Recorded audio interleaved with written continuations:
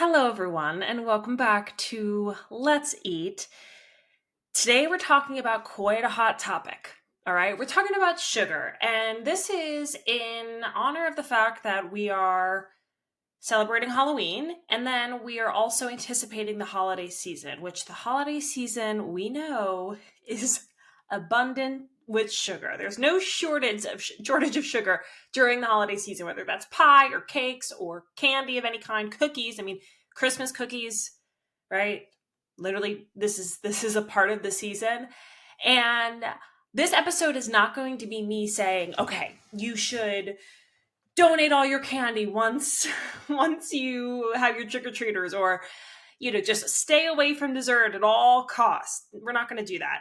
Instead, we're going to talk about how to be more mindful in your relationship with sugar and talk a little bit more about building awareness around your body, your body's needs, what your body's asking for, and how to better equip your body so that you're not feeling like such a lack of control around sugar.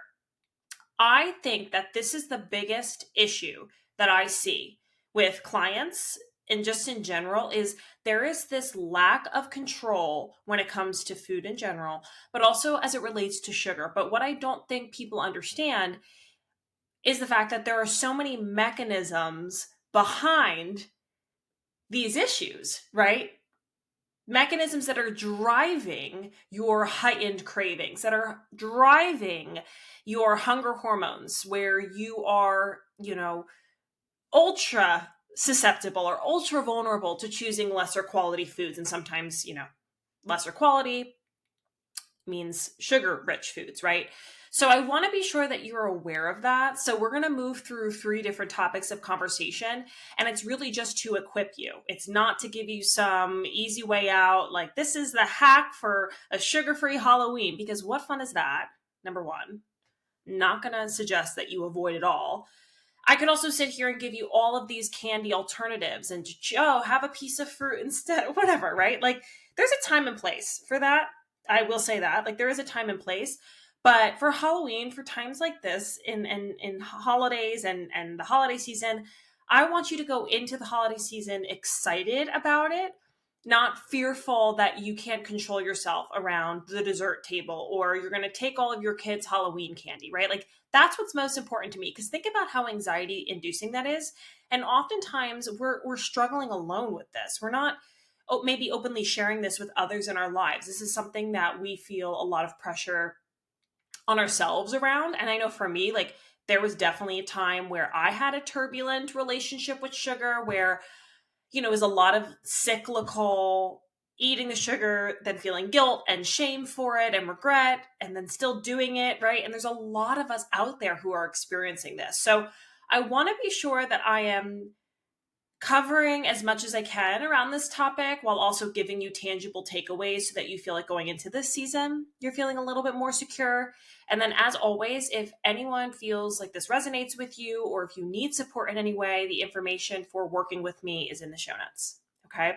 So before we dive in, let me show you what we have going on here. Today, it's actually finally a fall type of day. The past few days, it's been like 85, 80 degrees. And don't get me wrong, it's nice to have a couple extra days of the warmth, but it's kind of confusing because now we're into the end of October. So finally, it's a cooler day. The leaves are at their peak. It's beautiful. It's a little windy, breezy. So I'm excited to take Lou for a walk after this. But what I'm drinking is the detox tea, specifically the dandelion variety. I know that they have a lemon variety too of traditional medicinal tea. As you all know, I'm on a continual detox journey. This is like, a priority of mine, not full detox, but just supporting my body's ability to detox properly. So this is a tea that I've been incorporating regularly. I've also been mixing it with nettle leaf tea, which is good for anti-inflammatory, just general health. So I've been having this combination every single day. And I love it. I love that it's like a consistent, part of my day. I feel good about it. It's cozy. So I have that going. And then I also have my electrolytes. I did not work out today, so usually I would drink my electrolytes during my workout, but They are here for me when I do eventually take a breath from talking to take a sip. And so let's dive into it. Let's get into it. Let's talk about sugar. Now, I don't need to talk about I don't want to say evils of sugar, but evils of sugar, right? I don't need to talk about why we should be avoiding it. I think we all know sugar is inflammatory. I think we could look at it through a very, narrow lens of saying, which I think a lot of people do, is sugar will make me gain weight, right? I think we look at it in that perspective. But what we're not looking at it as is how disruptive it is to all areas of the body, how burdensome, how stressful it is to the body. I will link a blog in the show notes. I wrote it last year, I believe, closer to the holidays. And it's called 13 Reasons to Break Up with Sugar. And I detailed 13 different areas of impact that sugar has on the body. So it's inflammation and the impact it has on our stress levels, the impact that it has on our metabolic health and our insulin response, the impact that it has on our mental health, our brain health, our gut health, right? Their neuroinflammation, right? Inflammation of the brain. There's so many mechanisms that are compromised as a result of sugar. And most health experts will say, if you are getting started on a wellness journey, looking at your relationship with sugar, and I guess any inflammatory food at that, but we'll say for this specific example, addressing your relationship with sugar is the first step. You can't leave that as it is and then try to do all these other things if you are continually putting fuel on the fire. And that's what I want you to imagine it as, right? Imagine you have this massive fire of inflammation. I guess that's kind of a redundant statement, but just imagine you have this massive bonfire and you have somebody pouring gasoline on it and you're over here trying to blow it out. Okay? That's essentially what's going on. I guess that's the best way for me to describe it, to illustrate it for you, is you have this massive fire flaming, right? This fire that's just like bonfire, massive fire. And you have somebody over here pouring some gasoline on it, right? Which is continuing to create said fire.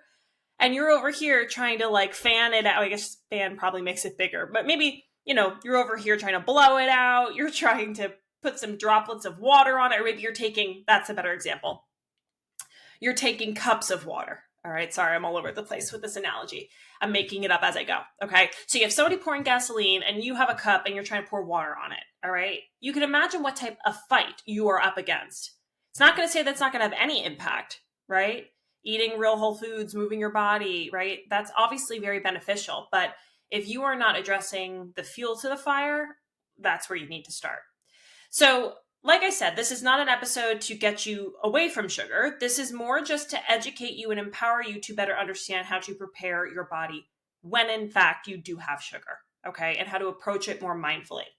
So the first step we're going to talk about is how to build a balanced plate. Now, right now on Instagram, obviously it depends on when you're listening to this, I'm covering a whole series on metabolic health. We're talking all about metabolic health, what that means, what that looks like. And I'm talking about building a balanced plate through the lens of blood sugar. So we're going to touch on that. It's going to be very much the same thing. But for today's sake, let's liken it, or let's use it as a way to better support our body in response to our sugar consumption. Okay. So if we build our plate, let's say, for example, we get up, we're having ourselves a frappuccino and a donut, okay? That consumption of carbohydrates is going to bring our blood glucose real high, okay? That's going to bring a real big spike in our blood glucose, okay? And what goes up must come down. So as soon as we see that spike, shortly after, sometime after, we're going to see it come down again. And we're going to see it fall. It's going to drop. And our body's going to be like, whoa, what's going on here, right? That might be the time when you start to feel sluggish, lethargic, maybe a little bit anxious, depressed, whatever the case is. That signals to us, let's get some sugar in us. Let's get something in us as a way to get that blood glucose lifted, right? Because we don't want it too high, but we also don't want it too low, right?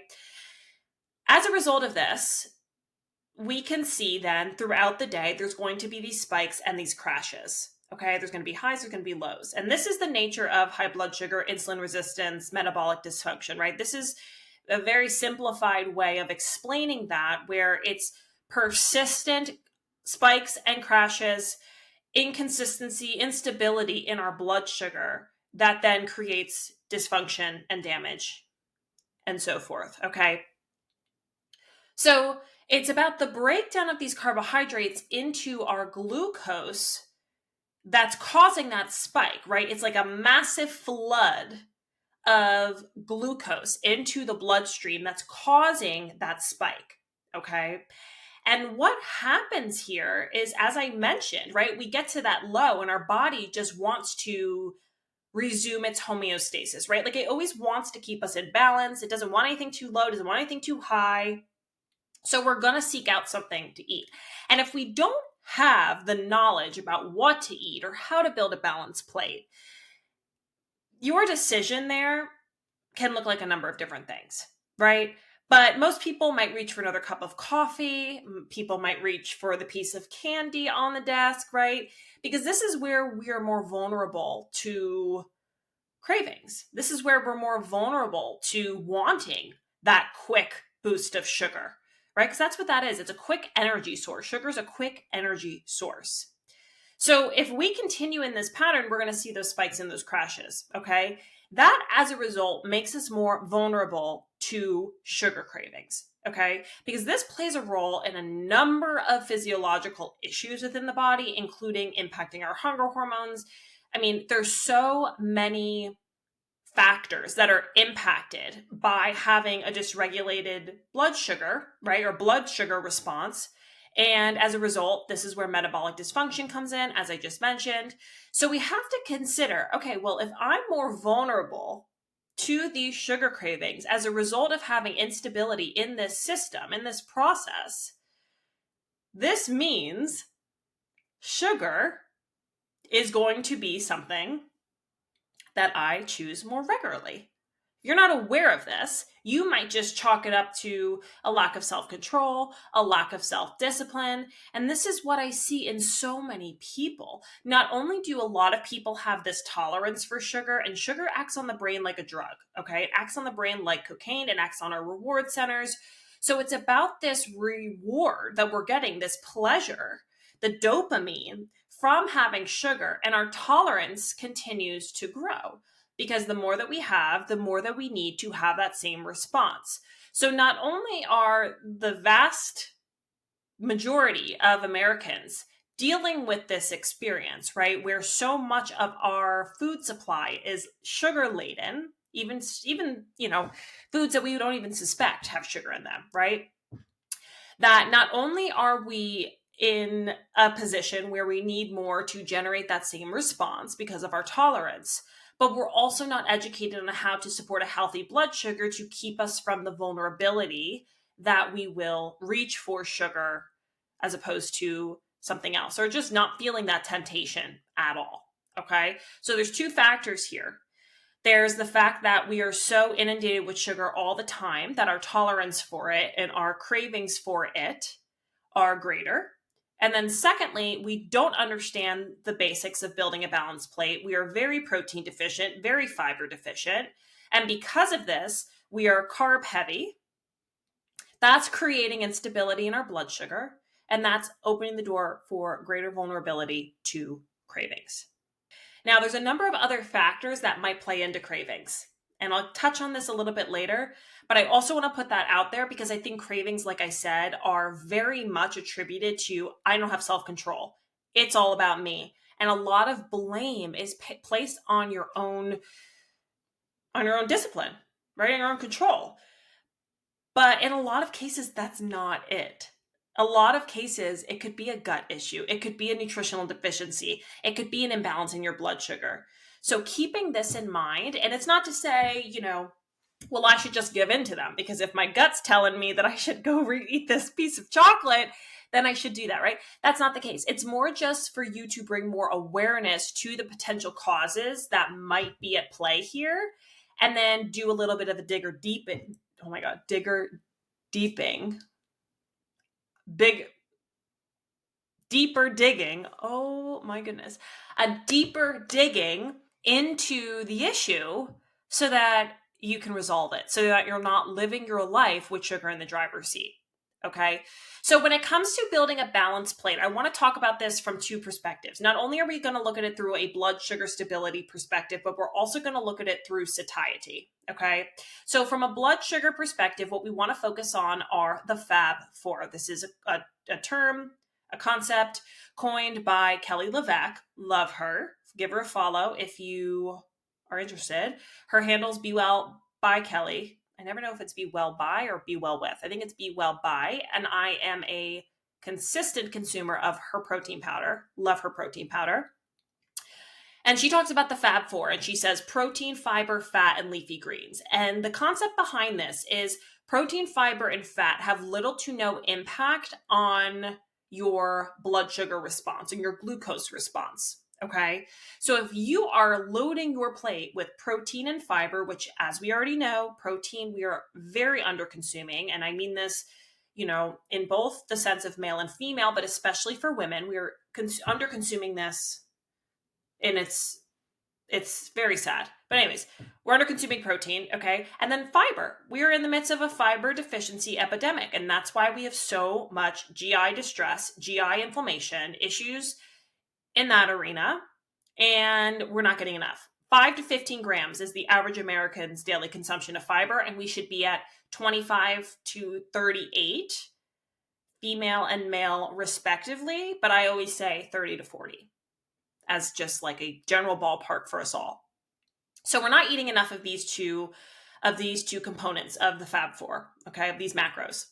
So if we are filling our plate with protein, fiber, and fat, we're actually going to lay a foundation in our bodies to then receive any carbs thereafter.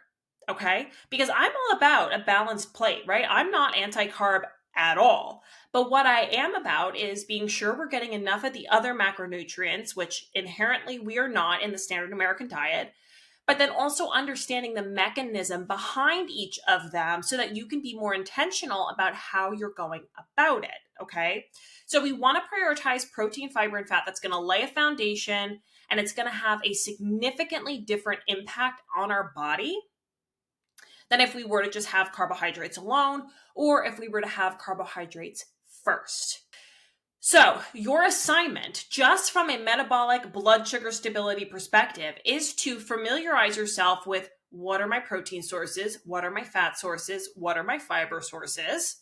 Dark leafy greens are considered a fiber, but they also are abundant in micronutrition, like vitamins, nutrients, and minerals that also have an impact on glucose regulation. Okay, so we want to prioritize all of them. I encourage my clients, try and have dark leafy greens at least once a day. I have been on a journey with that, and it's been wonderful. I just have spring mix in my fridge, and I just have myself a little crunchy salad, and it's so good. My homemade balsamic, I love it. It's so good. Okay. And I love the richness, the green, the color of dark leafy greens. It's great. Okay. The darker the color, the better. Remember that. So identify those sources on your plate. And just by doing that and being sure you're getting it at breakfast, lunch, and dinner, I assure you, you will feel astronomically better. Not only because of this blood sugar piece, but because you're actually giving your body what it needs. Okay, I could spend this whole episode just talking about this, which maybe I should, right? Because when you think about it, protein, you're getting your amino acids. Fiber, likely a plant-based source, only plant-based source, right? And because of that, you're getting all the micronutrition that we get from plants. Healthy fats. Healthy fats are essential for hormone health, gut health. 60% of our brain is fat. So think about it. Just think about this. If you are giving your body what it is looking for to function, what do you think it's going to do in response? It's going to function, right?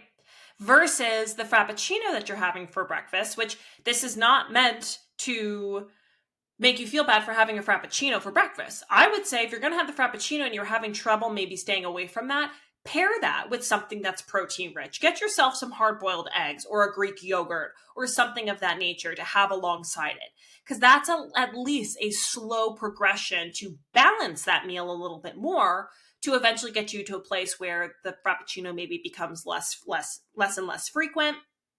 And then you can, eventually choose something that's maybe a little less sugar heavy. So balancing your plate for the sake of blood sugar stability, and I mean this in the sense of every single day, but also around the holidays. On Halloween, if you know you're attending a party on the eve of Halloween, or the eve of Halloween means the night before, even the night before. But if you're attending a Halloween party, whether it's over the weekend or it's on Halloween, practice this strategy over the course of the day. Give yourself a good solid punch of protein. I love to recommend 30 to 40 grams of protein per meal. Loading up with lots of plant-based, high-quality, micronutrient-dense, fibrous foods, plant-based foods, nuts, seeds, fruits, veggies, and then healthy fat alongside it. And I assure you, your ability to go into that party, to go into trick-or-treating, to go into celebrating, whatever that looks like for you, is going to be so much different than if you were to choose starting your day otherwise, in the way I just described, or not eating at all. Okay.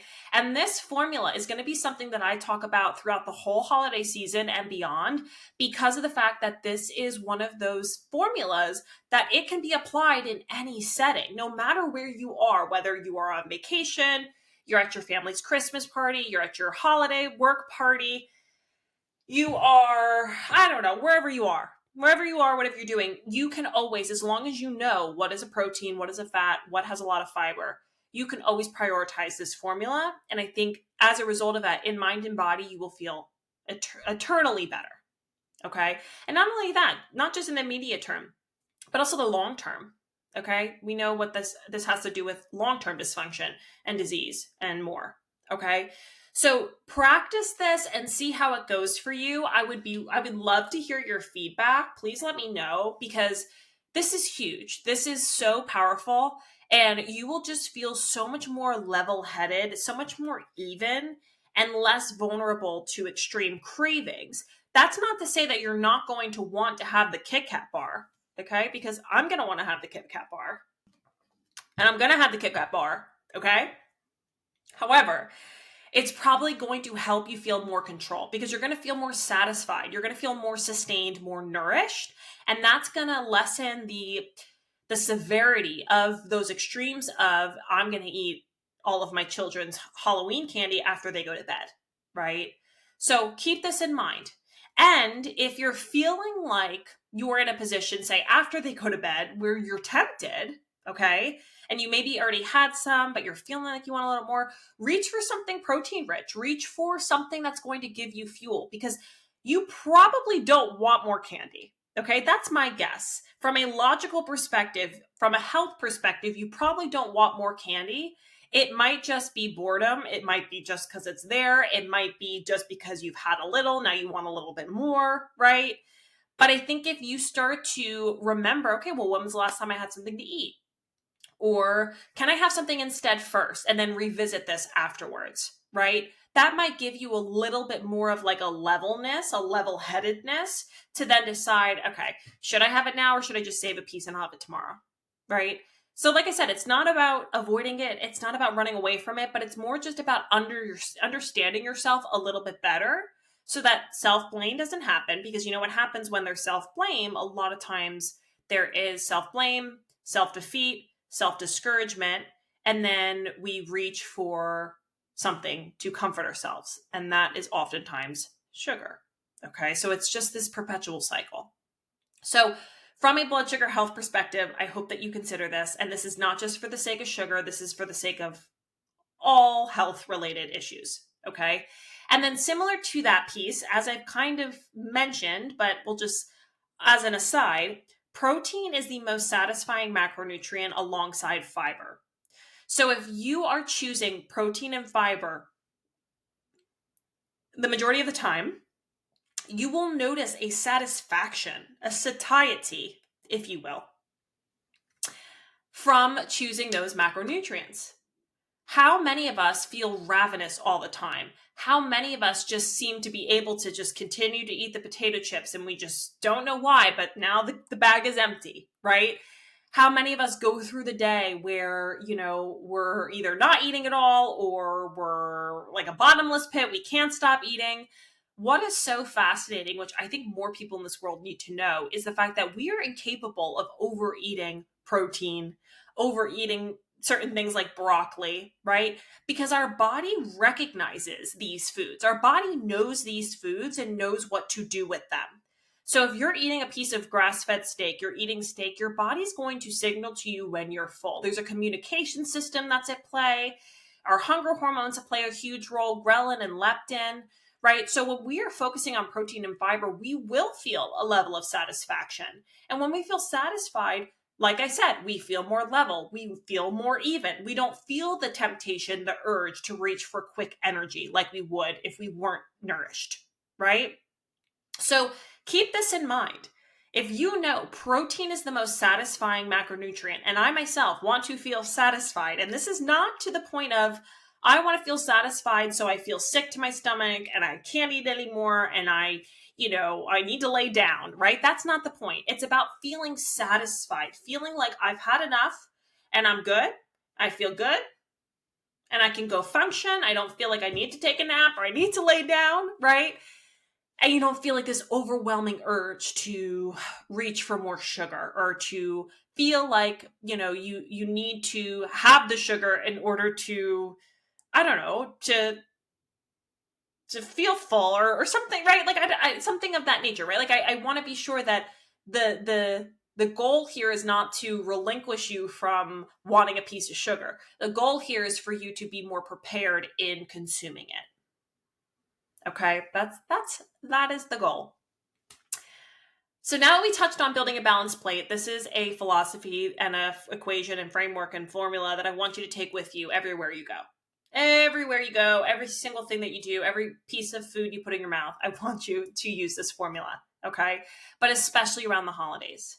Especially, like, I use this all the time for clients, but I hosted a Facebook group last holiday season called Whole for the Holidays.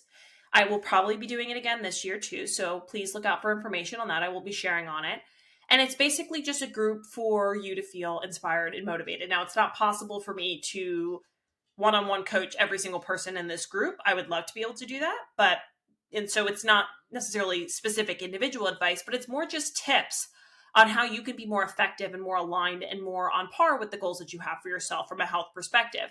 And the biggest thing that I suggest is if you are going to a Christmas party or going to some sort of party, have a little bit of something before you go, protein or fiber, okay, and fat, of course.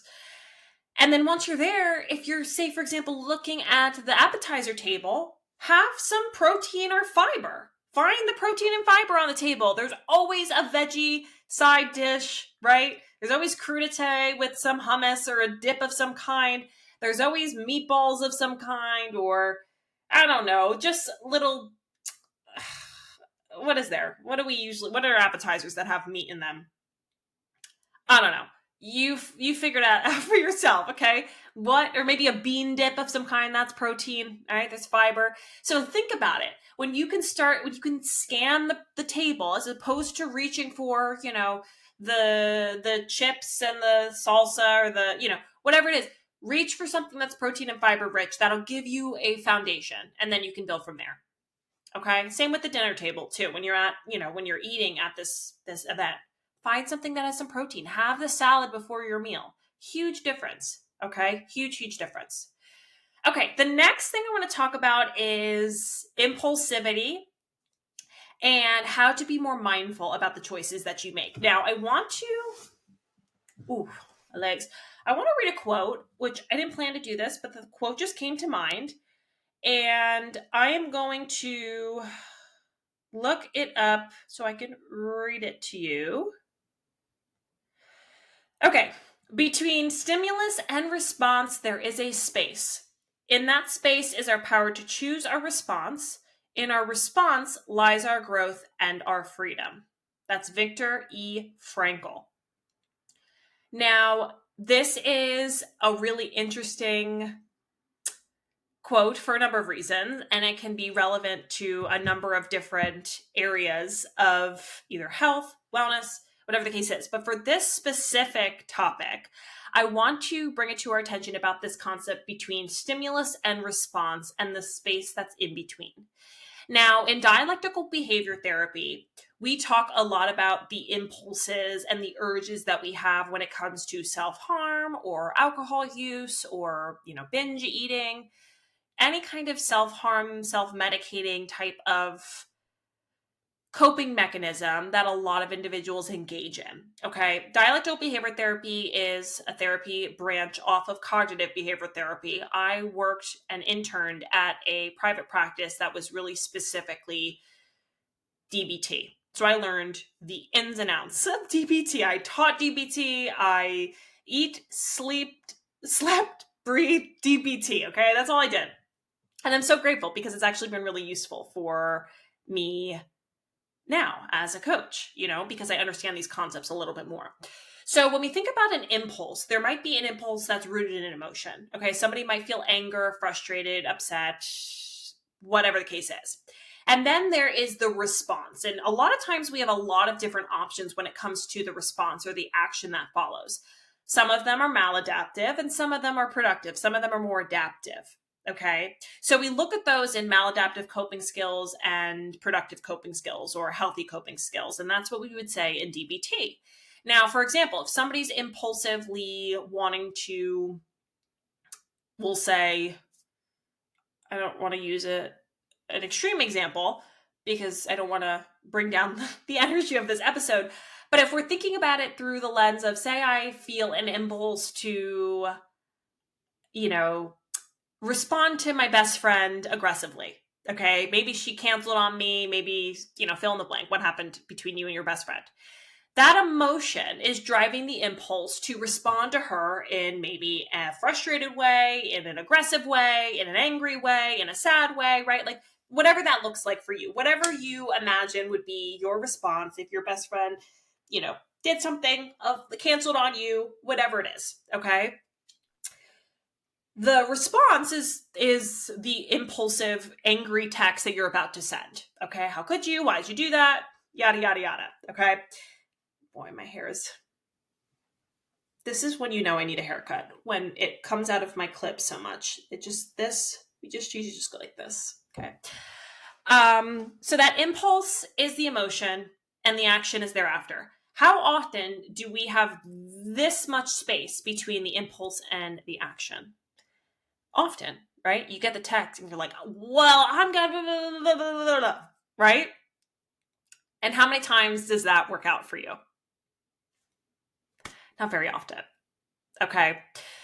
What I want you to remember is an emotion lives in the body for no more than 60 to 90 seconds. Okay. I'm bringing all my therapist knowledge into this. So when we respond in that way, that would be called an emotion-mind response. Okay, there's the wise mind, there's the emotion mind, and there's a logical mind or the rational mind.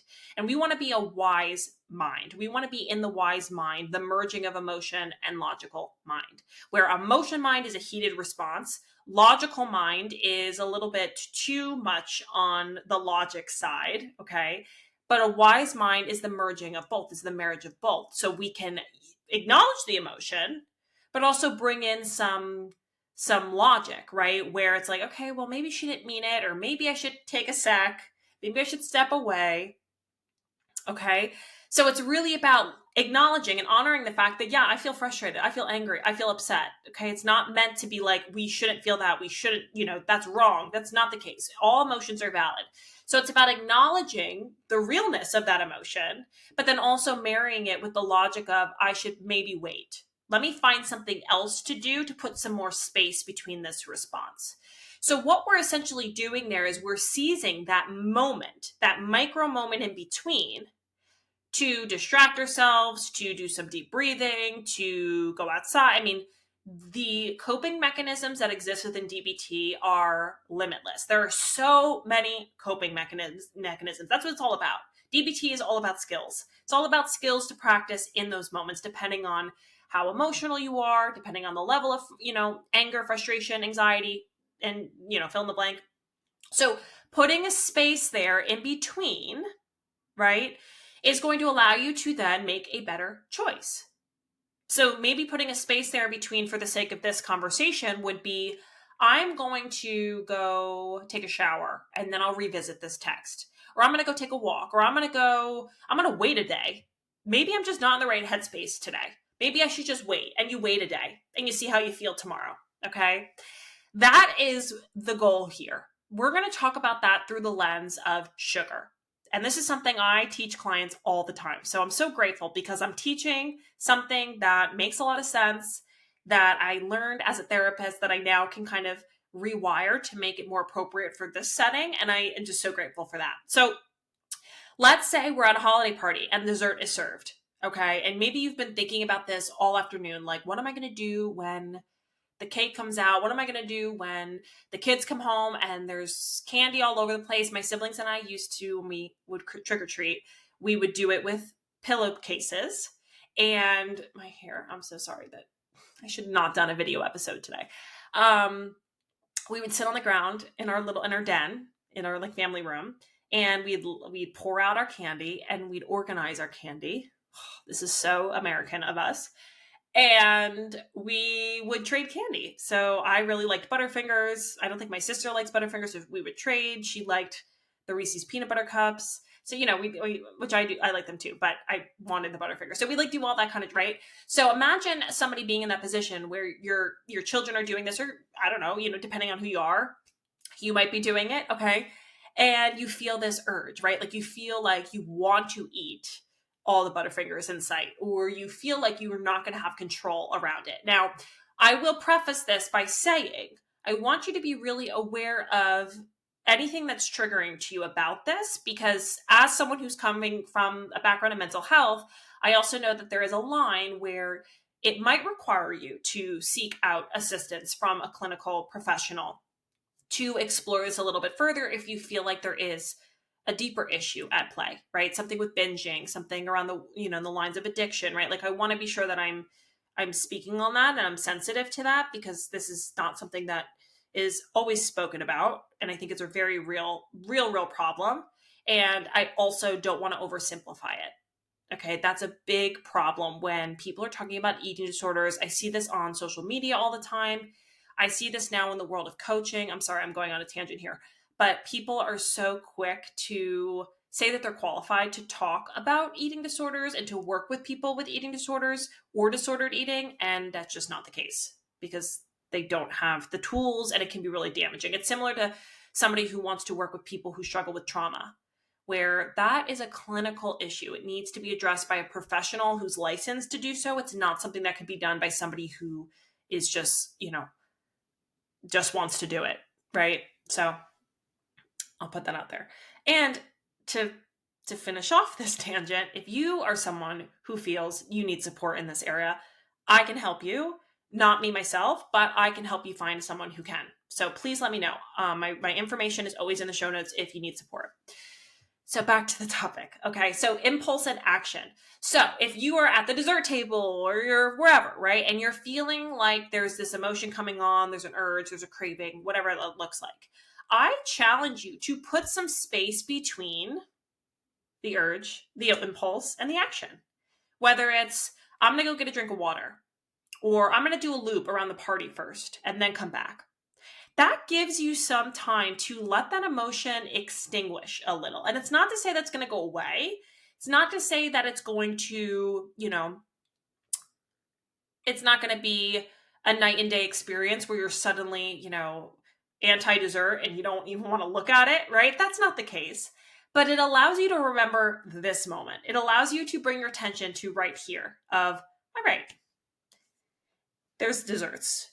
Which one have I most been looking forward to, right? Which one catches my eye? As opposed to that impulsive energy of, I'm going to load my plate. I'm going to have one everything, right? This also gives you an opportunity to assess, did I have enough to eat?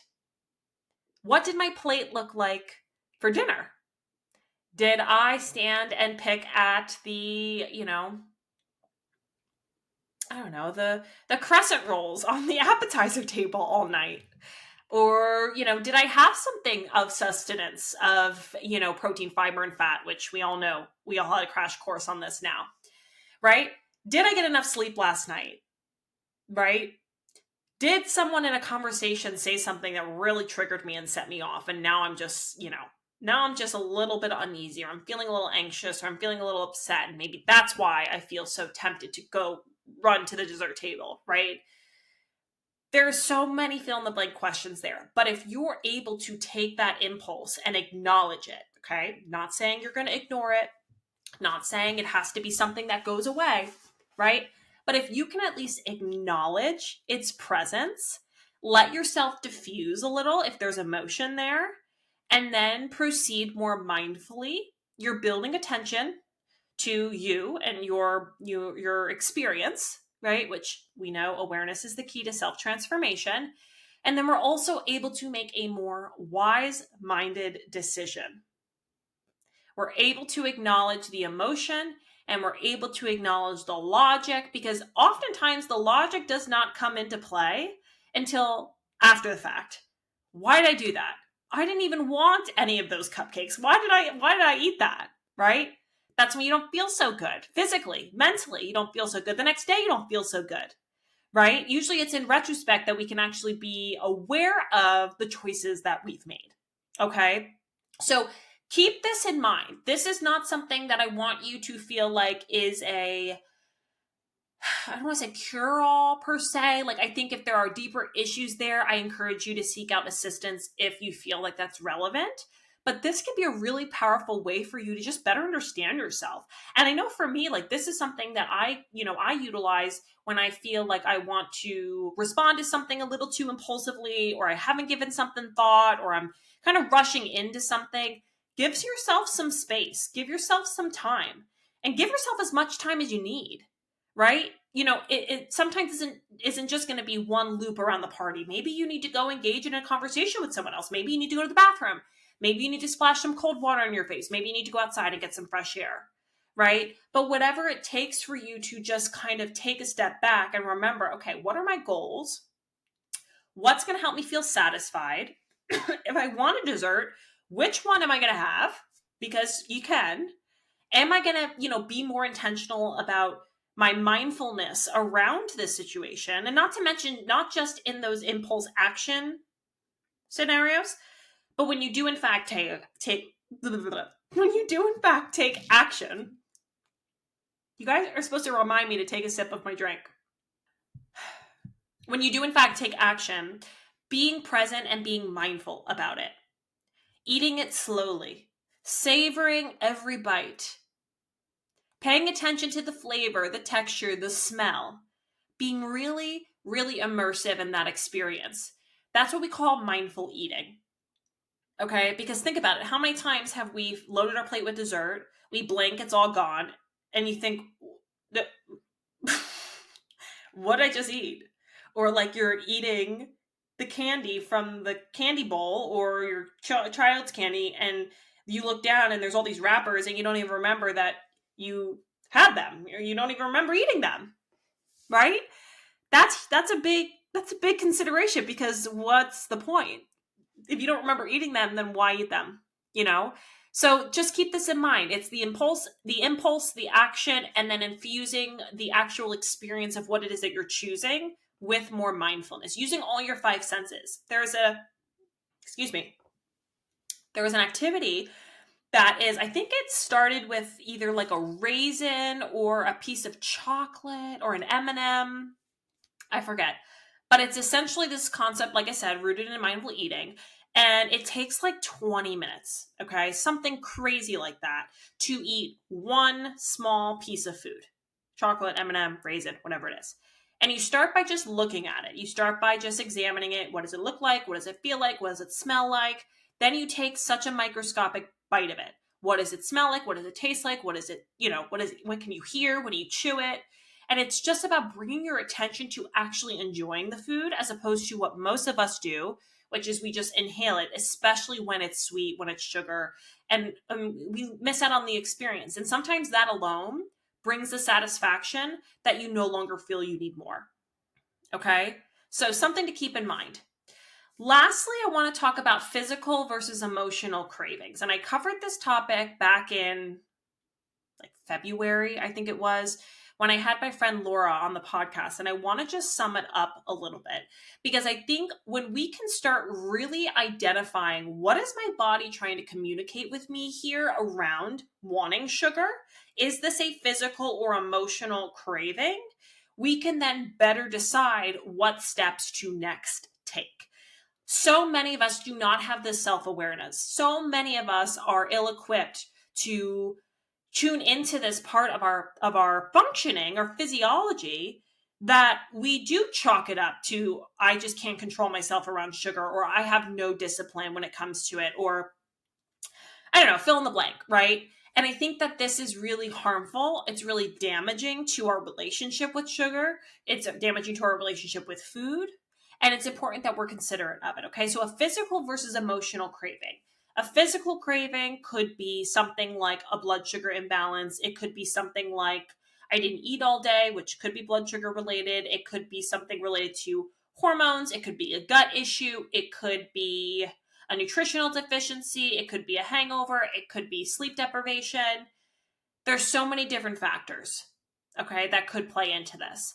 An emotional craving is when we are craving something because of an emotional state. So, you're feeling triggered by something. You had a rough conversation with a loved one. You are feeling, exhausted. I mean, that could be physical, that could be a physical craving, but maybe you're feeling emotionally exhausted by the work week. There's so many different specific scenarios, but I want you to think about you yourself and specific to you. I would argue there's more emotional cravings than there are physical. And that's just based on my experience. That's based on the type of people I work with and what I see as far as their dynamic with sugar, and when sugar becomes a problem is very much emotional. But the more that you can bring your attention to the difference, the more that you can actually give your body what it needs. Because guess what? Whether it's a physical or an emotional craving, neither of those will be satisfied in actuality, by sugar. Let me say that again. If it is a physical or emotional craving, sugar is not actually serving the purpose that you think it is. It is an illusion, because sugar is not serving any purpose for us except for quick energy. Okay? So there's always going to be a repercussion on the other side of that.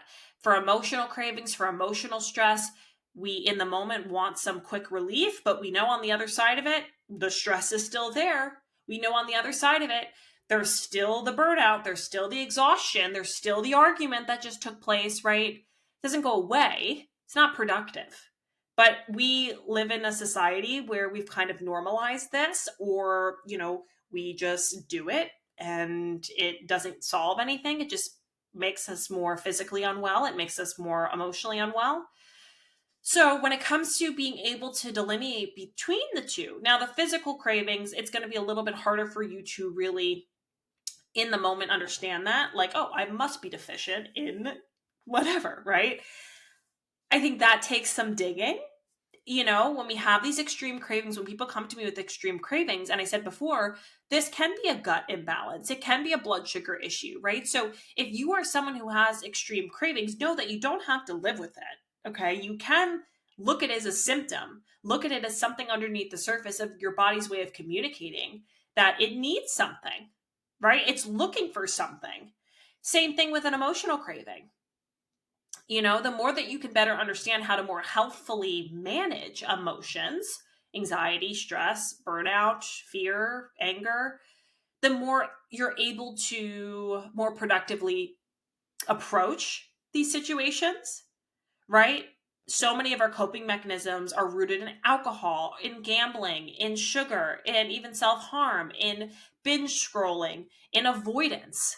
Right? This is the nature of the American people. It's like, this is what we do. We don't talk about emotion. We don't handle emotion well.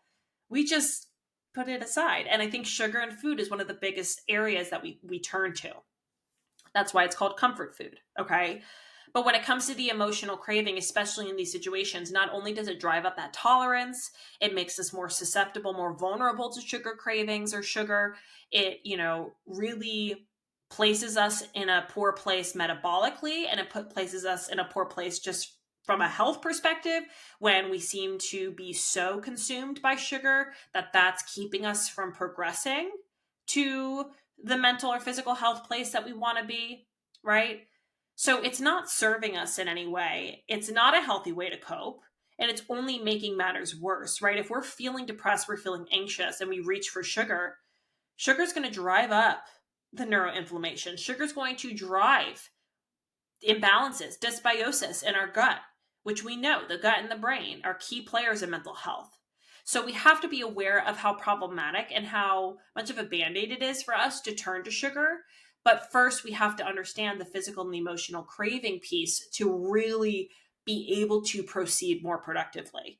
And there's a number of coping skills that we can turn to instead of the sugar. It just takes time. It takes rewiring of the brain. It takes almost like a withdrawal from the sugar too, to choose something more productive, to actually heal from that. And that might require someone who's trained to support you in that. Somebody might be trained in DBT or in just therapeutic approaches, right? But it's something to consider. What is your body saying to you? What is your body communicating with you? And hopefully these other few suggestions around strategies for managing sugar will help you then better familiarize with yourself,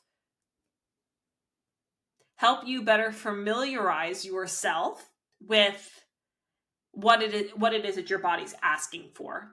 Okay. When we're not getting enough sleep, our hunger hormones are erratic. Okay. When our blood sugar is unstable, we are more vulnerable to sugar and sugar cravings, right? There's a number of different factors that are driving these imbalances. And unfortunately, we're just not aware of it. And then we're giving into it. And then the cycle persists. Okay. So physical cravings versus emotional cravings, huge difference. Really important to understand. So those are the three ways that I'm going to suggest, and I'm going to encourage you to look at your relationship with sugar, not only for the sake of the holiday, but also for the upcoming holidays and beyond. You can have a healthy relationship with sugar. That might sound backwards. You might not believe that, okay? But I firmly believe that that is the case because I have a healthy relationship with sugar. Now, I am all about choosing better quality food and better quality sweets, right? There are so many brands nowadays that use better quality ingredients, better quality sweeteners, right? My newsletter this past week highlights a bunch of my favorites. So I could go on and on about that. And I'll put some in my Amazon storefront for you to take a look.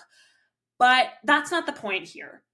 The point is not to put a Band-Aid on someone who's struggling with their relationship with sugar. And I think that that's the biggest problem. I could tell you, don't bring it in the house. I could tell you, go throw it out. I can tell you to donate it, right? Yes, in some cases, that will be guidance I give to clients of mine because of where they're at, okay? Don't have it in the house. If you're finding yourself going towards it every single night, just don't bring it in the house. That's my guidance, okay? But for something like this, where it's once a year, 4 times a year with Thanksgiving, Christmas, a holiday party, right? Whatever that looks like. I'm not going to sit here and try to micromanage you into avoiding it when we can have a healthy relationship with it and enjoy it. If pumpkin pie on Thanksgiving is something you look forward to all year long, and I sit here and say, sorry, you can't have it, you're going to hate me forever. You're going to resent me for that, first and foremost. And I don't want that. But you're also going to go the whole rest of the year just thinking about this darn pumpkin pie that you couldn't have because you were on your diet or because Emily said you couldn't, which, as I said, I would never do that, okay? And that likely leads to more binging. That leads to a toxic relationship with yourself, it just leads to a bunch of different things. Okay. So I just want you to be more intentional, more aware, more in tune, more connected with the way your body's communicating with you and how you can be more effective when faced with sugar, if this is something that you feel like you need support with. Okay. And it's the most wonderful time of year. So enjoy it. Okay. Enjoy it. Be present. Hugely important. There's nothing worse than being so disconnected because you're fixated on what you're going to eat or how to stay away from the dessert or not eating too much of the dessert, and waking up the next day and thinking all I did all night at this holiday party was think about that, and I wasn't able to be present in the conversations I was having. I wasn't able to, be there and be in that moment because I was so consumed by this thought. And that's really what I want you to get away from, because so much of our lives are robbed by us thinking about food. And I think that that's a really, really damaging, harmful, and unfortunate way to function. And no one deserves to live like that. No one should have to feel so consumed by this, where it keeps you from enjoying life. Okay. So if you have any questions about this, you know where to find me. I wanted to take this time to really talk about how I would guide you in being more effective in this. And I'm sure there's a number of other suggestions I could make, but these were like the core 3 that I felt would be most helpful for you to really sustain this, as opposed to I just need to white knuckle my way through the next 2 months because sugar is going to be left and right for me and I need to chill. Okay. No. We're doing none of that. We are being present. We are not white knuckling. We are releasing. We are being here. We're enjoying the remainder of 2024 and we're doing it in a very healthful and productive way. So, like I said, if you have any questions, you know where to find me. Information's in the show notes, but I hope that this was helpful. And to those of you who celebrate, happy Halloween, happy holidays, and I will see you next week.